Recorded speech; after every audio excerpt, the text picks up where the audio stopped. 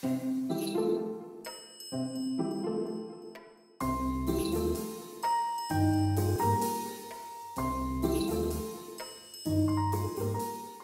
pense que l'écriture, c'est un égoïsme généreux. Égoïste d'abord parce que le plaisir que tu prends, c'est de bien écrire.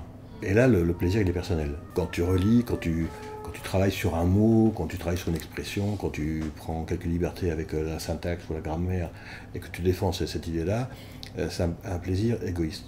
Et c'est indéniable dans l'écriture. Au début, la seule intention, c'est d'écrire. C'est-à-dire que j'ai toujours voulu écrire, j'ai toujours écrit plus ou moins, et la seule intention, c'était d'écrire et de terminer quelque chose. Parce que pendant longtemps, j'ai écrit sans terminer. La vraie intention derrière, c'était d'écrire à partir du voyage. En fait, ma vraie motivation, ce qui m'a, c'est un peu pompeux de dire ce qui m'a formé dans la vie, quoi, ce sont mes voyages de jeunesse. L'idée principale, c'était d'écrire autour du voyage. Ou en tous les cas autour des pays où j'ai aimé voyager. Pour le premier, pour Jeroen Lelger, donc l'idée, on en parlera peut-être, mais l'idée d'écrire vient d'un pari que je fais avec ma fille. Donc j'ai écrit pendant 50 ans sans rien terminer. Quand ma fille, notre plus jeune fille, a l'âge de lire, je lui apporte ce que je lis dans la journée, ce que j'écris dans la journée, parce que j'écris pas chez moi, j'écris pas au calme, j'écris plutôt à l'extérieur. Et je lui montre ce que j'ai écrit, elle le lit, et ça dure pendant 3-4 ans. Et puis un jour, elle va s'installer à Buenos Aires, en Argentine, en 2009, et je lui pose la question de savoir si elle veut que je lui envoie ce que j'ai écrit. Et là, elle pique une colère en disant qu'elle a ras-le-bol, qu'elle ne connaît la fin de rien, qu'elle s'attache à des personnages qui n'ont pas de destin. Et donc elle a cette fameuse phrase « Je ne lis plus rien tant que tu n'as pas terminé quelque chose ». Et donc je me retrouve, je fais une liste essais, romans jeunesse, romans littéraires, polar, saga historique et romans de société. Et j'attaque la liste. Et la première année, j'ai écrit un essai sur les voyages, qui marche bien, qui résume ma philosophie du voyage, qui est plutôt paresseuse, hein, qui défend plutôt l'idée que la halte est plus productrice que le déplacement. Ensuite, j'ai écrit un roman jeunesse qui est primé immédiatement, mais un roman en 2012.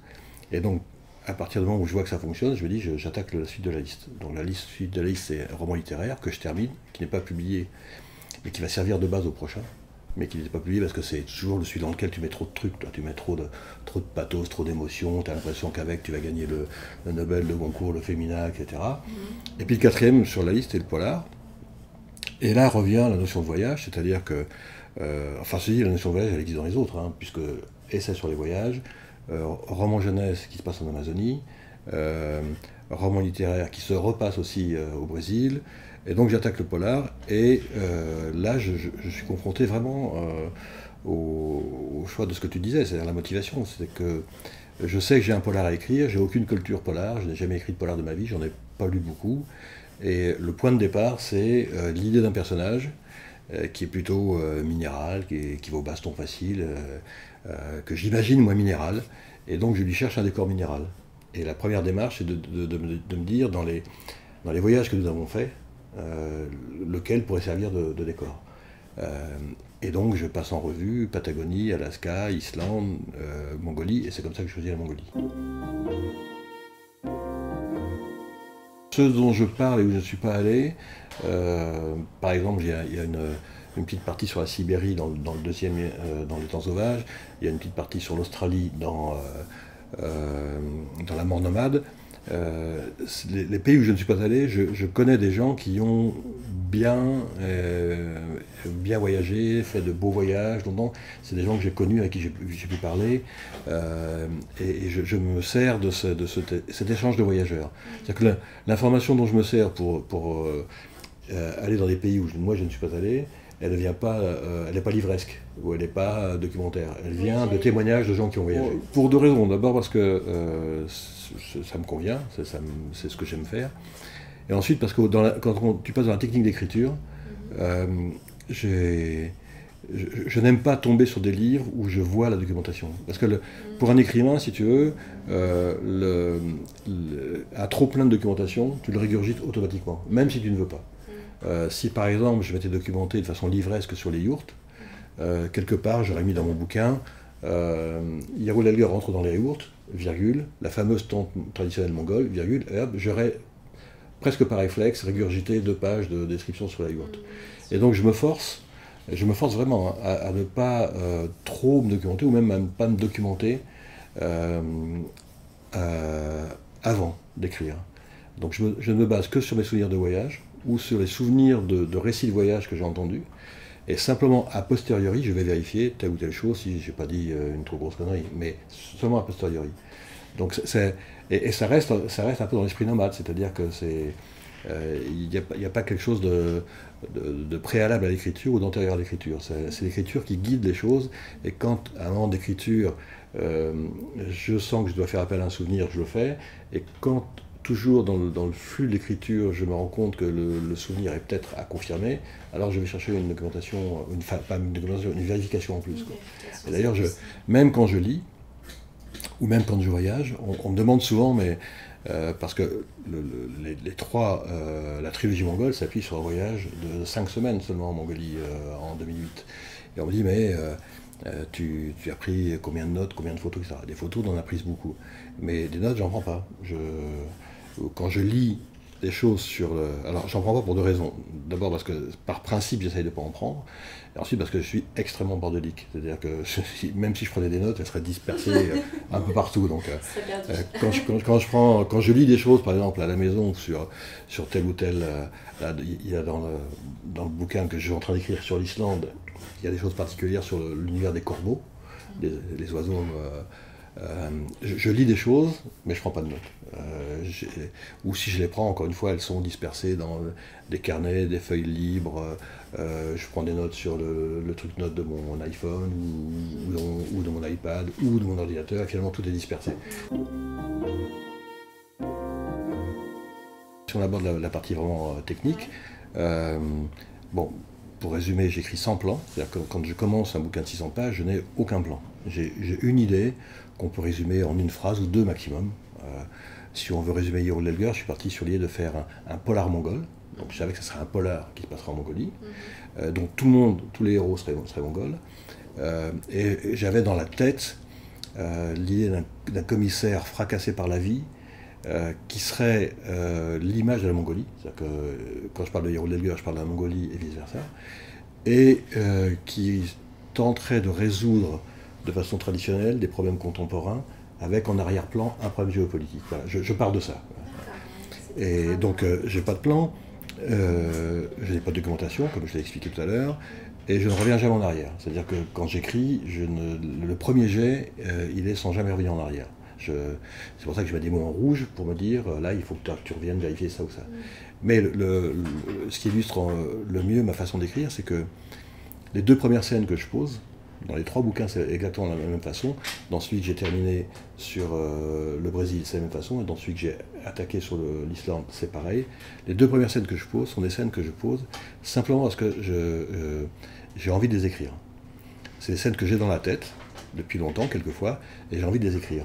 Et donc je les pose par pur plaisir. Et je ne sais absolument pas ni à quoi elles vont servir dans l'histoire, et ni quel est le lien entre elles.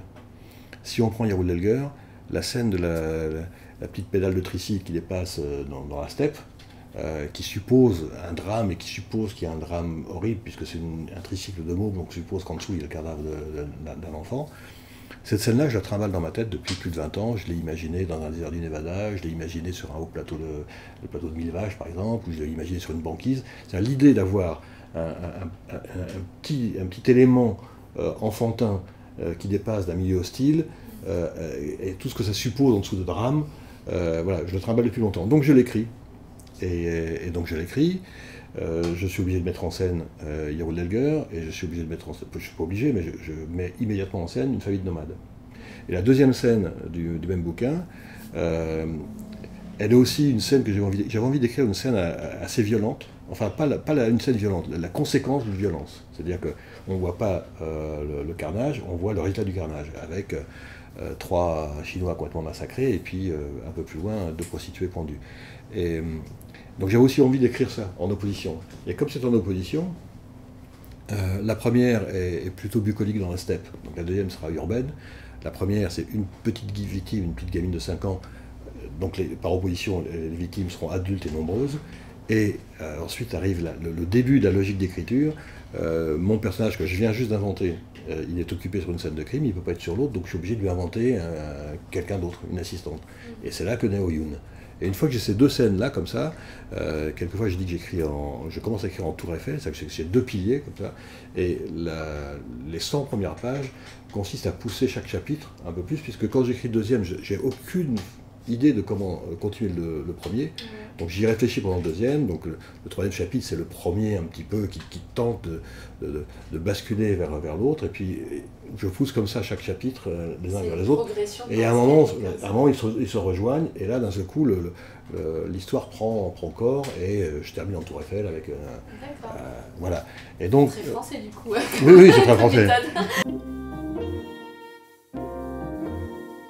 Ouais, c'est juste une question de plaisir, c'est-à-dire quand tu construis un suspense, une scène de suspense par exemple, où tu cherches à impliquer, entraîner le lecteur sur une fausse piste ou d'un seul coup faire un twist et le surprendre, moi j'ai besoin d'être surpris quand je l'écris aussi. C'est-à-dire qu'il y a des suspens où par exemple dans le premier bouquin, quand justement le Soyombo se réveille prisonnier, alors que je l'avais probablement laissé pour mort, je ne l'avais pas dit, mais pour moi, je m'étais débarrassé de ce personnage. D'un seul coup, j'ai besoin d'un retour de Hero Ludger, d'un retour de Gantulga, etc.